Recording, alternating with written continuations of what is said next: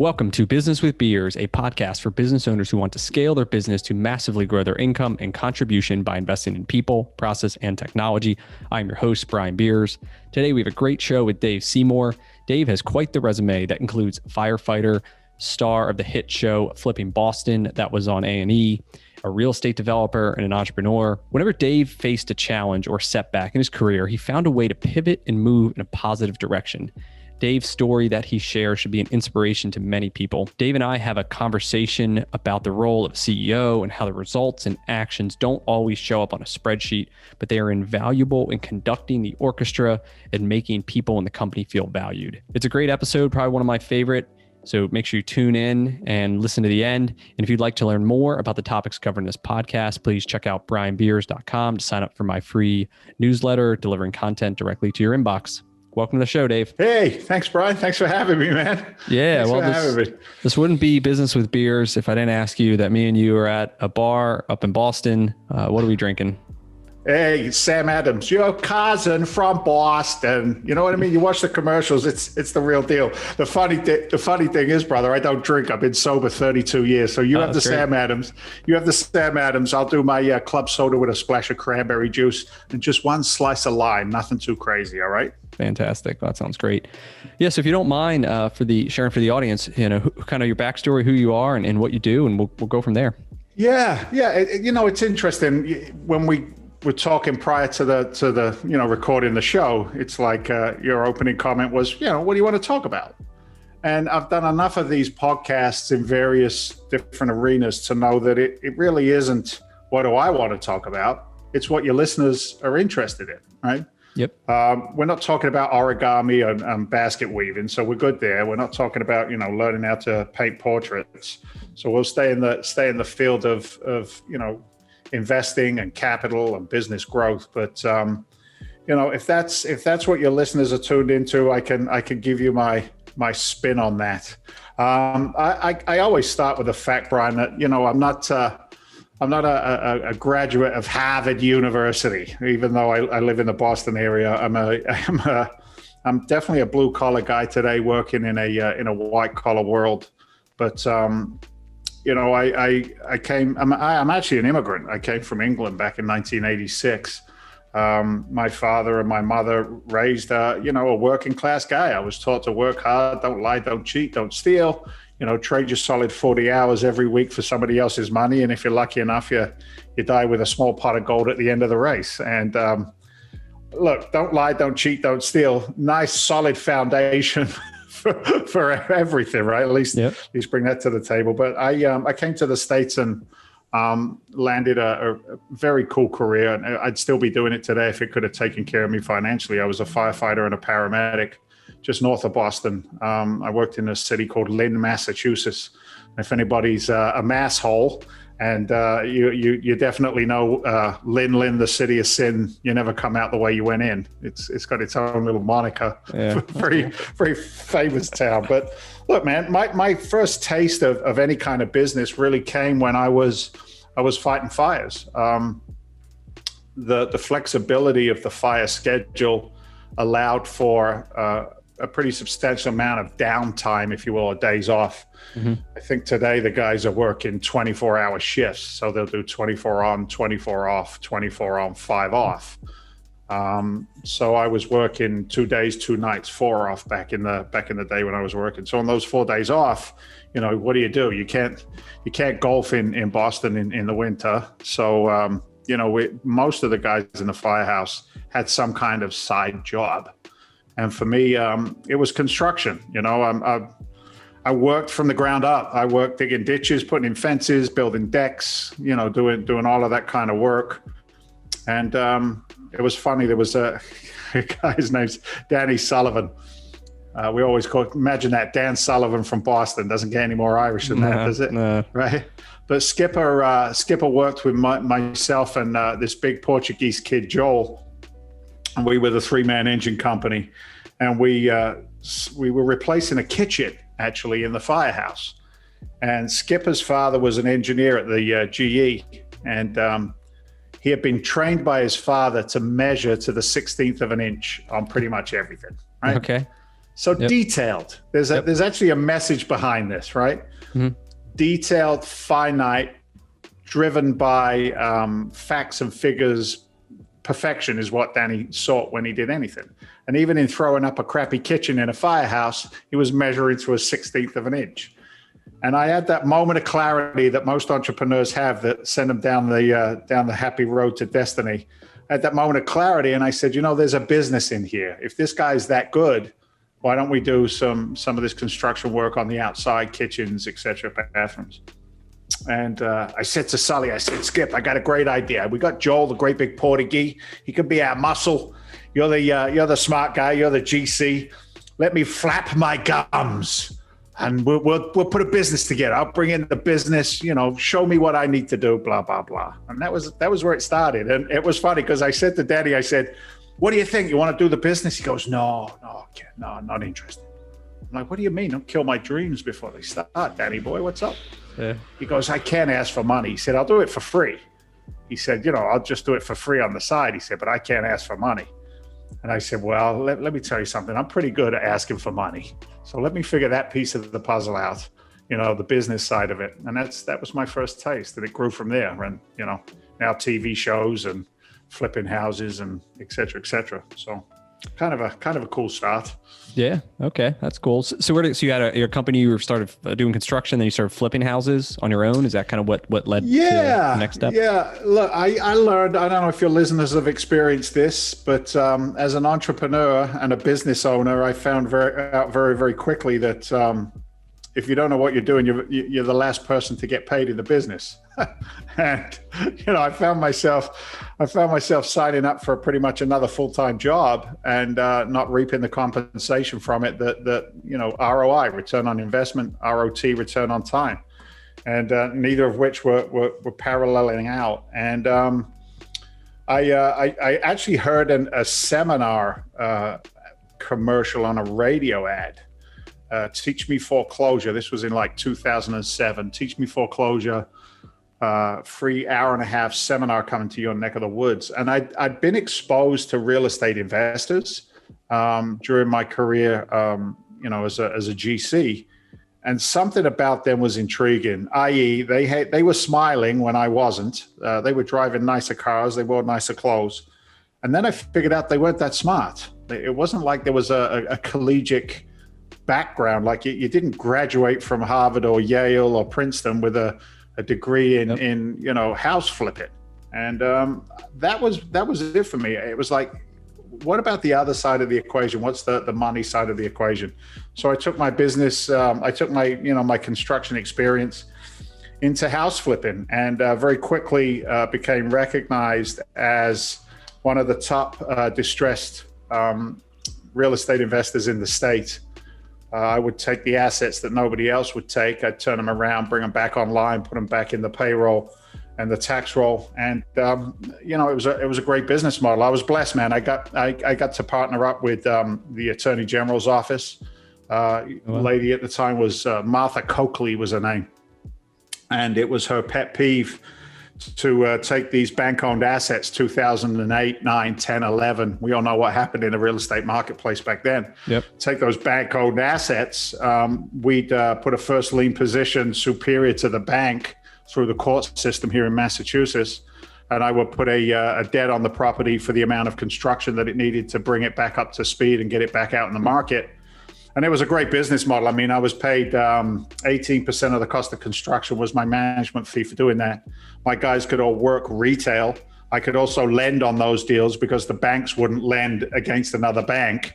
And, we were doing some great works in the community. If you can have an impact in your community that's positive through your business, then, that's obviously a powerful marketing strategy, if you will, a marketing message, for want of a better term. So that was where it began. And then we got recognized by A&E Network. And then they followed me around for 4 years with a TV camera up my nose, telling me to do everything twice, which was incredibly frustrating. Flipping Boston. Flipping Boston. Yeah. Okay. So what? If you can give us a short scenario, what's real life like versus what they show on these shows? Look, let's just use some intelligence, okay? It's a reality TV show being the emphasis. Yep. It wasn't like an intervention show. It wasn't like a hoarders show. It wasn't Jerry Springer either. But we genuinely would buy an asset, fix it up, and sell it. We were very cognizant about our economics. We didn't fluff any numbers on our show.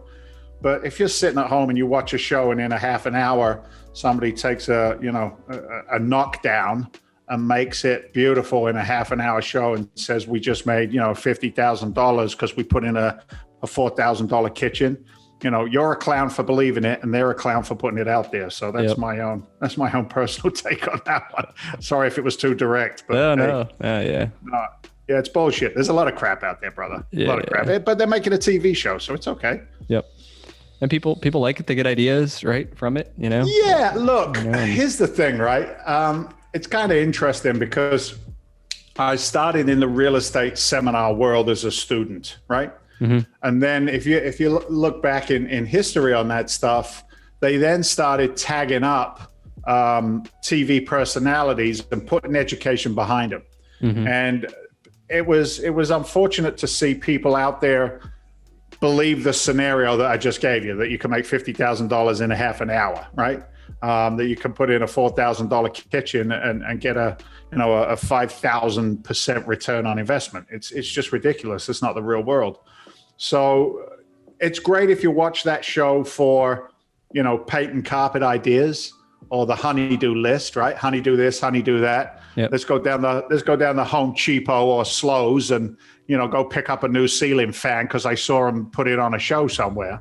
Great, but don't watch those shows thinking that it's a blueprint for a financially sound business model. It's not. There's stuff in there that they'll never show you because, let's be frank, it's boring, right? Yep.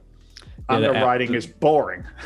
And the multiple hours you spent to fix the smallest little problem, right? To get this house finished is not. Yeah. Look, every commercial break has got to be a cliffhanger. Oh my God, the pipes burst. Let's go to commercial break, right? Yeah. Oh my God, the roof fell off. Oh no, I can't believe it. Let's go to commercial break. It's stupidity. Okay, but it's fun.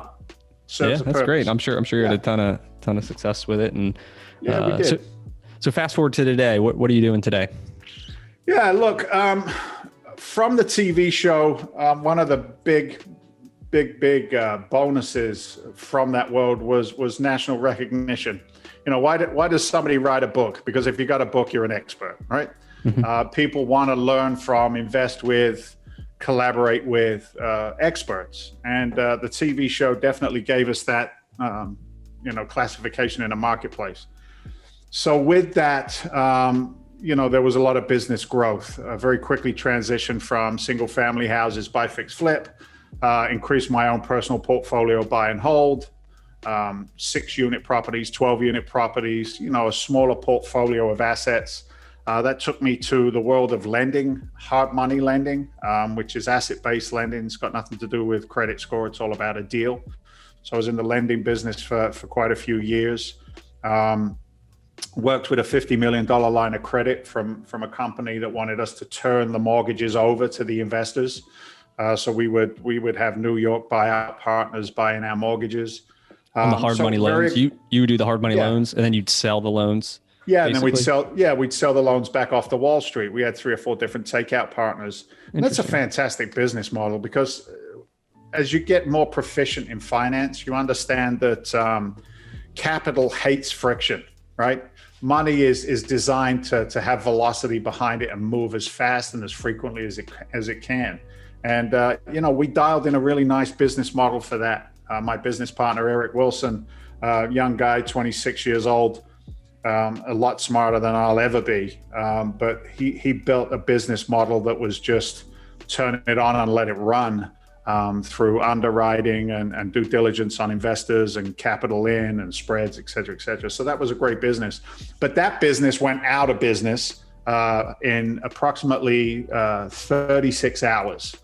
And that was in March of 2020. And we all know what happened in March of 2020. All of a sudden, we're all going to die because of a COVID disease, and Wall Street shut down, businesses shut down. And what happened is Wall Street's palette for buying non-QM, non-owner occupied mortgages was zero. And that took my buyout partner out of the equation. So my line of credit that we worked from, I was no longer able to turn that capital as fast as they required. So look, you learn, man. You learn. You take your lumps and your bumps, and you know. Do you still have that business? I mean, you have all these loans. You got rid of it? Yeah. No, didn't need it. You know, God is good, man. It all depends on how you look at anything and everything in life, right? Yep. I learned a long time ago that how I react to my external forces is really what determines my success and failures, right? I can't control what the rest of the world does, but I can control how I react to it. And, you know, to see a business like that crash and burn in such a short period of time, you know, some people would say, you know, I'm out, done, step away, give up. I don't know what other people would do. I think we licked the wounds for about a week to 10 days max, just to reel from it. It was actually a good thing. Gave me more time at home with my wife and my beautiful boys. And then looked at the landscape and said, well, what's next? I didn't want, if I ever feel like and take this with a grain of salt, but if I ever feel like in business or in personal relationships, business ideas, if it feels like pushing a donkey up a hill, then I pay attention to that. It's like, I don't want resistance, right? I'm always looking for speed of execution with the right people. So I reconnected with a very dear friend of mine, a gentleman by the name of Walter Novicki, down in the Naples, Florida market. Walter had done about $250 million worth of multifamily repositioning, as well as ground up construction, development, land development, through his own company, Alvani Capital and Ideal Development. And Walter and I, a couple of guys in our 50s, you know, we know that the next 20, 25 years is critical, right? Everything that we've done up until this point has just been a discussion, you know, if you can't execute with a good legacy afterwards. So we just had a conversation. He said, you know, what do you think? I said, look, man, I see a change. This real estate market of perpetual growth is a fool's errand. It's fool's gold. You know, we start getting heavy into statistics in our business of, you know, monetary supply, credit, the movement. Yes, cycles, the movement of people from one marketplace to another. COVID created, you know, an unprecedented algorithm that very few people, you know, could predict. So you look at the newer horizon, and we just basically said, we see an opportunity whereby multifamily real estate is going to become one of the hottest commodities in the marketplace for a number of different reasons. And we could talk on that for days on end, but just take my word for it. But what we said is, look, we know that the larger units, 250 unit complexes, the larger ones, 150 and above, Wall Street is going to need to move money and let them fight over those assets. We'll narrow down our scope of work to what we call the mom and pop organizations, and that's what we did.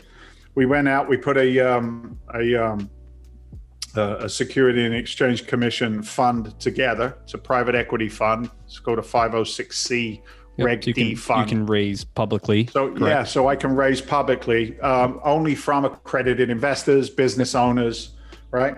So you're familiar with that structure. So that's what we did. We put the fund together. Actually, that was a year ago. We're closing out the fund probably in the next 60, 90 days. Very happy with the way that it went. You know, we were able to, I just sent out quarterly distributions again this week. We've met our targeted return. So we're excited about that. How much did you raise? We raised about 75% of where we wanted to be on the $100 million fund, which we're pretty proud of for our first go around.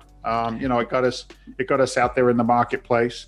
But the challenge was this: is as the capital was being raised, the market dynamics changed, Brian, almost overnight.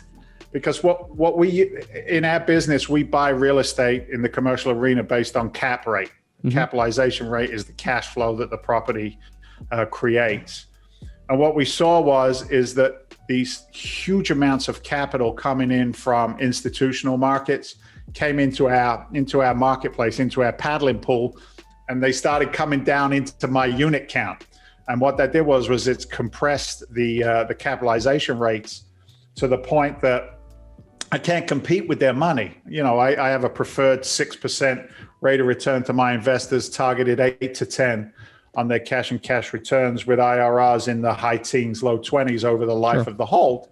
And, you know, now Wall Street comes in, knocks on my door, kicks me in the teeth and says, no, we'll take these things down at a 3 cap. Well, I need to buy at a 6 or 7 cap. So I can't fight that money. So we looked at that scenario. Again, it's kind of, it's all cyclical. It's, are you fluid enough as a company to be able to adjust with market pressures, right? Influences, push and pull. And we're very blessed to be able to do that. So the fund will close down. That's working. That's doing what it's supposed to do. That's fine. But now what we've done is we've gone back to the development side of our history as a team. Now we're in the build for rent community. So we have 6 tracts of land in the Carolinas and Georgia, where we're building 700 to 1,000 single family built for rent homes over the next 3 to 5 years in that market.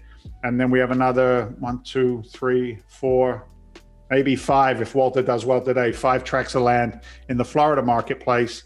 Our first build down there is a projected 134 single family doors down there, building up a portfolio. And we have an arbitrage relationship with a trust company out of Chicago that's going to take out our business model in the next 5 years. So you sell it to them. You build them, get them stabilized. We build it, stabilize it, run it for 3 years, and then sell it out on an arbitrage. Is that funded through your first fund here, or a new one that you're doing? No, that's going to be a new one. So the second fund will be it'll have a lot more flexibility than the first fund did. You know, when the first fund was put together, its buy box was very succinct. So now we get some creativity. We can, you know, flap our wings a little bit, and a lot of it is collaboration. To our point earlier, you know, it really is because we're only one company. We run a very lean shop. We keep our overhead low. It helps with you know distributions and returns to our investors. They come first. I mean, the guy's flying around in, you know, driving in the Rolls Royce and flying around in the private jet, telling you what a great operator he is. You know, I always look at that and I say, really? Yeah, you're spending all the money. Yeah. You're spending all the money, honey. You know what I mean? Yeah. I'm a custodian and a steward of our investors' capital first. So it's exciting times, man. I mean, there's massive opportunity in the marketplace right now. And the need for that single family housing built for rent. These are renters by choice. Yeah. So what is a built for rent house? How's it different than just a normal house that you're going to build? It's not. Other than maybe 0 lot lines, maybe not as much green space as they're closer, right? What about the materials? Is it any more like wear and tear? No. It's you have builders grade materials in a lot of construction out there. We elevate it above that. So it'll be stainless steel packages, solid surfaces. Depending on the neighborhood, we may go with a tile surround in a bathroom instead of a 3-piece or 1-piece insert. Yeah. But, the finishes are great. And here's what you get with these things, though. You get the pool, you get the community, you get the dog park, the walking trails. It's all the things that are multifamily, large. Yeah. It's just they're single family homes, which, like you said, with the change of COVID, I mean, people don't necessarily want to live in these big complexes, right? They want their own space and privacy. Yeah. And so, it's stat driven, man. I mean, I would love to tell you I'm the guy who delves deep into the statistics. Love to tell you that. I'm a liar. That's not me, right? Yeah. I surround myself. I surround myself with people who are a lot smarter than me, and if I do that consistently, I find that I'm a lot more successful. Yeah, and I like to bring back to the point you made earlier about there's this negative event and it's how you react to it that really determines kind of your future. And for a lot of people, something bad happens and then they focus on that bad thing and they keep thinking about the problem and how it went wrong and how it's going to continue to go wrong. Like successful people, right? They look at it and they may acknowledge it, but then they're really looking for the solution to say, hey, how can I move forward? What can I learn from this experience? What needs to happen so I can turn this around? And, even for you, your couple examples of the hard money business going upside down and redirecting, all that to your new venture. And then obviously the big banks coming in now redirecting to build to rent. Any additional thoughts kind of on that or advice for people that are kind of maybe feeling that they do get too bogged down? What are some strategies that you think you've developed? Because some of it you learn from others, right? Success leaves clues and we all learn from each other. You just said something powerful there. Success leaves clues. That's a quote from a gentleman by the name of Jack Canfield. Was the first time I heard that. Jack Canfield was the author of Chicken Soup for the Soul, the book series. Jack Canfield is a very accomplished academic. Worked with inner city kids in Chicago. He's originally from West Virginia, but he got his bigger recognition was when they made the movie The Secret, which was the book that was written by Rhonda Byrne, which talks about the law of attraction, what you think about, you bring about, manifestation, right? Controlling your future through the actions, thoughts, and feelings of today. And it sounds hokey, okay? It sounds like bullshit. But I've lived it, man. I've lived it. And it says on my whiteboard above all my other notation, it says, replace my fear with faith today. Right? Okay. Are my actions in line with my intentions? Because if I don't act upon my faith that things are going to work out well, then it's just a discussion, right? Faith without works is dead. So success leaving clues requires mentorship, in my opinion. If I bring what I call the dig jam mentality to a scenario, then I'm losing. And dig jam just means, damn, I'm good, just ask me, right?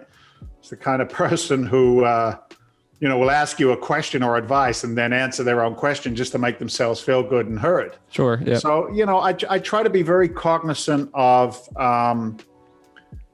knowing that whatever challenges I'm facing in business, there is an answer for it, right? There's an answer for it. One of my biggest failings throughout the development of my businesses was I always thought I could just throw money at the problem.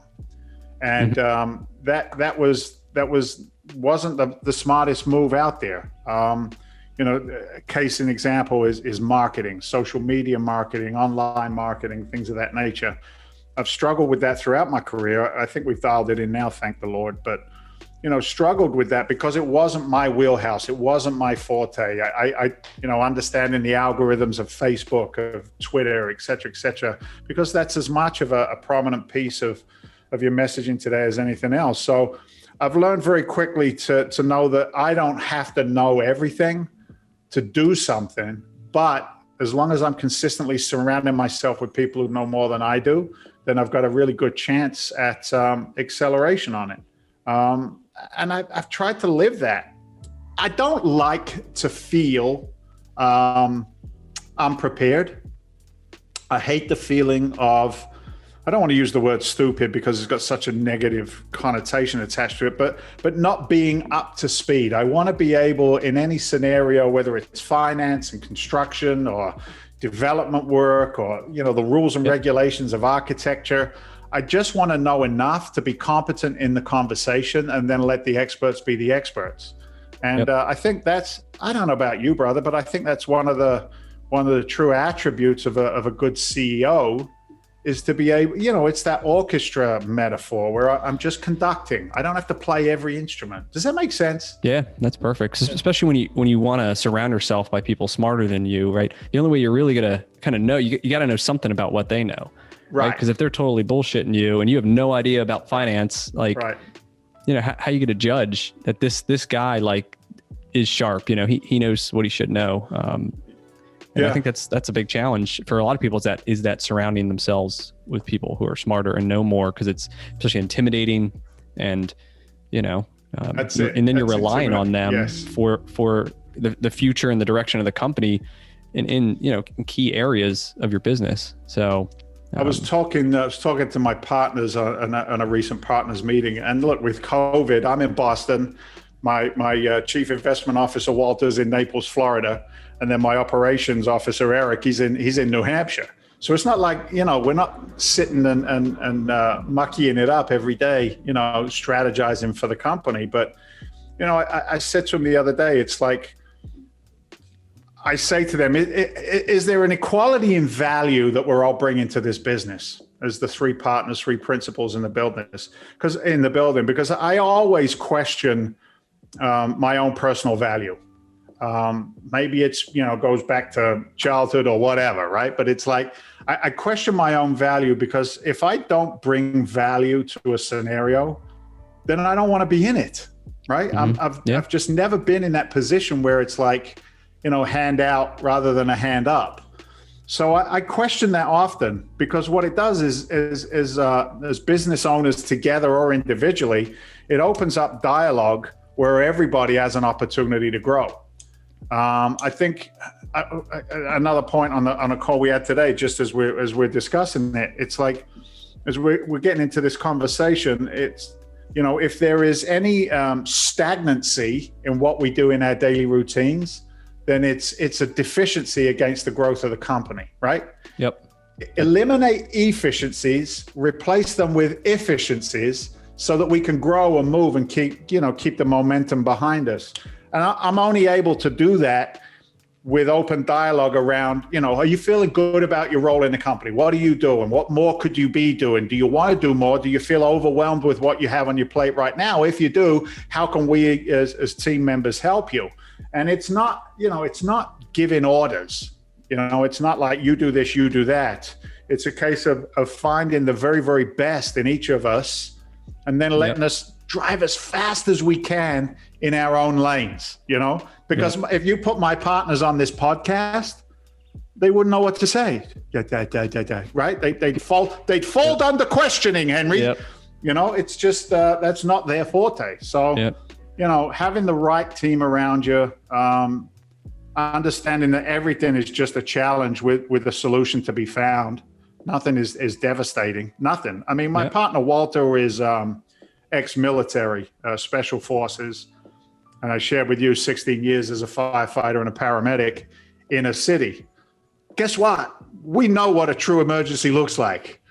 And it's not the fact that the quarterly numbers are off by 0.002%. You know what I'm saying? So anyway, that's kind of how we address that stuff. And in terms of where you add value, right? Sometimes, I mean, as CEO, like you said, you're conducting this orchestra. It's not always like something on a paper, right? It's the relationships that you create. It's those questions that you ask, how are you doing? Could you take on more? Could you take on less? Right? It's the questions that nobody else is asking them. But then as the CEO, as the kind of the visionary, you get people kind of in the right mood too, so they can perform and that they feel valued, and that, that doesn't always, like I said, show up on that statement or on that to-do list, but it's a critical step.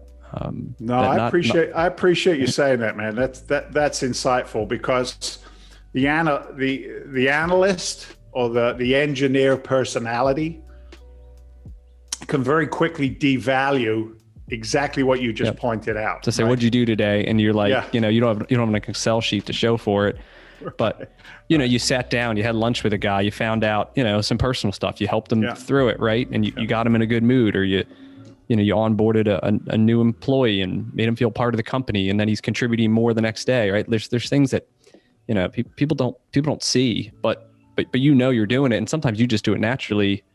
And in the moment, you don't even realize it. Right. But it's later you see, wow, like, this guy's total mentality changed. And a friend of mine said to me, and I think you're on point with me on this. He said, relationships are the new currency of 2020 forward. 100%. You know what I mean?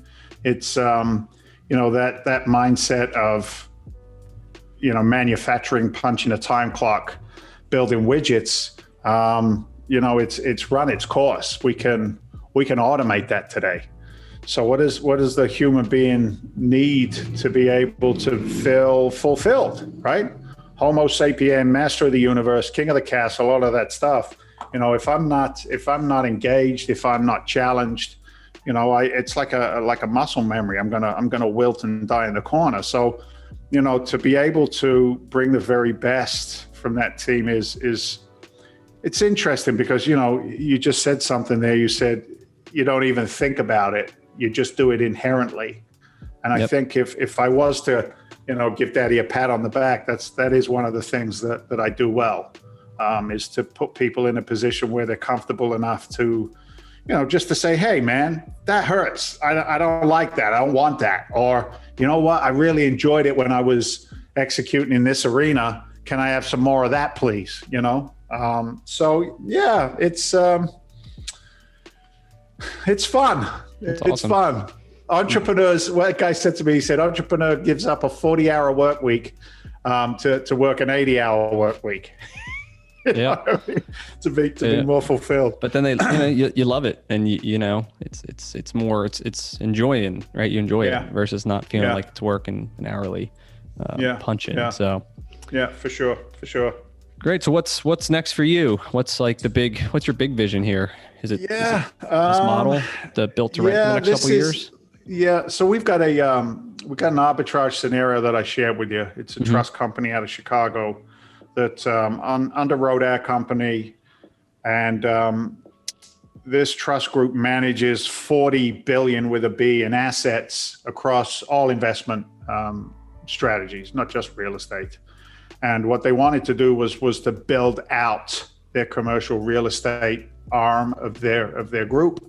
They hired a gentleman to do that with an extensive background in commercial real estate, office, as well as residential, some light industrial. And we got a call about a month ago. We went out to Chicago and followed up after the call. And it was like, great news. You guys have been approved for $500 million worth of capital for a buyout arbitrage from what you can build under these parameters. And basically it was, a cap rate on the buy side and targeted cash on cash returns. Mm-hmm. So as I said before, it's like a grocery list, right? What groceries do I need to buy to cook you supper? I think it was wasn't Belichick. It was the guy before him at the New England Patriots. He said that to Robert Kraft. He said, "You want me to cook the supper, but you won't let me go buy the groceries, right?" So I look at our business as a grocery list, and these guys have shown me specifically what they want for a cap rate and a cash on cash return and a dollar amount. So here's the investment that we're willing to buy in 5 years, cap on cash. Yeah. And then if you can go and build it and make money, good for you. And if you can't, right, then you won't. Yeah, and that's exactly what we're doing. So we're building that portfolio. We'll do it across a number of different asset classes. The build for rent asset class will be a big part of that. Then also our multifamily assets. In all new construction for the most part. Right. The build for rent will be new construction. The multifamily assets will be what we call repositioned through, getting out bad tenants and putting in good management, et cetera, et cetera. So it'll be a combination of that. And then also we're beginning to, again, to relationships. Because of the TV show, I've built relationships all over this country, right? Everybody, they want to talk to the guy from the TV show, which I've leveraged the shite out of that thing, man. I mean, I've done everything I can with that to get my money's worth out of it. So we're now looking at some of the relationships I built over the years in the self-storage class as well. Okay. Awesome. Maybe we'll even buy a couple of Midases along the way. Who knows? Hey, you never know. I know a guy now. You know what I mean? Yeah. So we're looking private money one day. Yeah, that's what's front and center for us. It's an interesting time, man, because I had a guy try and posture me up the other day, and I love the mental gymnastics of raising capital, et cetera, et cetera. But he's like, I've got $1 million. I'm not sure if it's going to be a good fit for what you're doing. And I just replied and I said, brother, it's okay. It's okay. Your $1 million maybe isn't a fit. This probably isn't a good fit for you because there's so much capital in the marketplace right now. The challenge isn't money. It isn't. Deals. The challenge is deals. When I have a deal, I got no problem finding the capital to put on it. It's building that portfolio going forward. So, it's 24/7. I mean, but here's the point though. I love what I'm doing, right? I really do. I enjoy what I'm doing. I'm in the middle of a negotiation right now between a couple of parties, working our way into bringing value. It's a small amount of capital from another partnership, but it's a $92 million deal. And prior to going into the negotiation, I have to check myself, man. I used to work for $6.50 an hour. And now I'm working my way into a $92 million transaction. But I look at it as a game. It's a game of really understanding how can I help the guy on the other side of the table, because I wouldn't be in the conversation if I didn't have something of value to help them along. And to your point again, brother, Brian, it's relationships. Yep. I've got the guy who's sitting on, $4 billion worth of money that's dying on the vine, who wants to get it out and put it to work. Yep. Can I work those relationships together? And it's definitely a fun place to be. I'm passionate about the way we do it, Yep. And like you said, people want to do business with people they know, like, and trust, right? Yeah. And so they know you from the TV show. They like you because of your personality, and then they trust you because now you've got this track record. And and as you can see, I'm a nice guy. Yeah, you are. Yeah.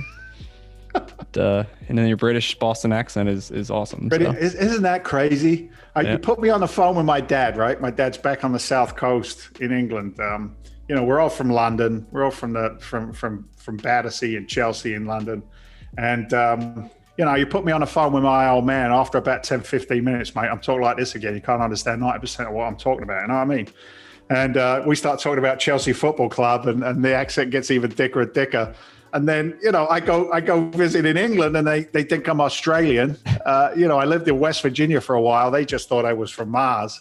So it's interesting, the mix. But, you know what it is? People will invest in a good story. And I say this consistently, man. Sticks and bricks are sticks and bricks. The numbers either work or they don't work.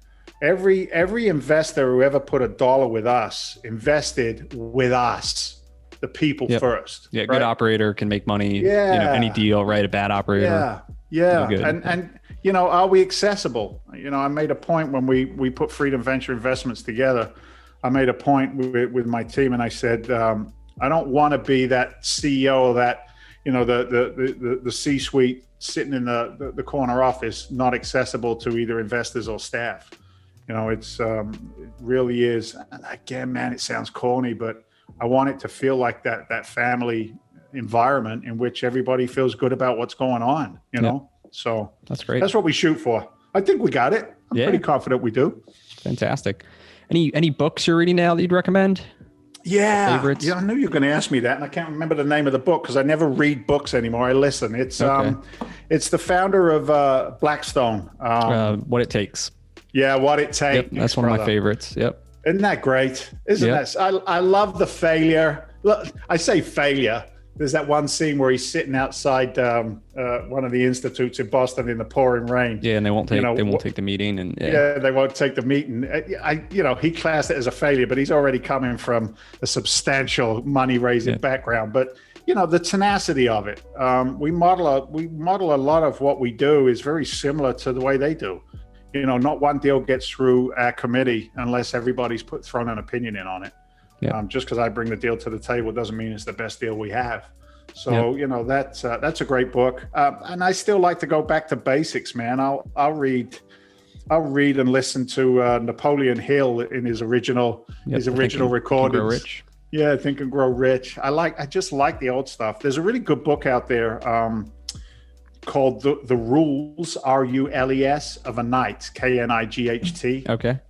It's the story of a guy who finds the almost like a diary of a knight from the Cotswolds in England, and this guy found it in his grandmother's attic, and he traced it back. But it's this guy writing a letter to his children the night before he went into a battle, where he seriously considered he was never going to come home again, and he writes the letter to his children and he, through very fantastic wordsmith, when they translated it from old Cotswold English to the English that we understand today.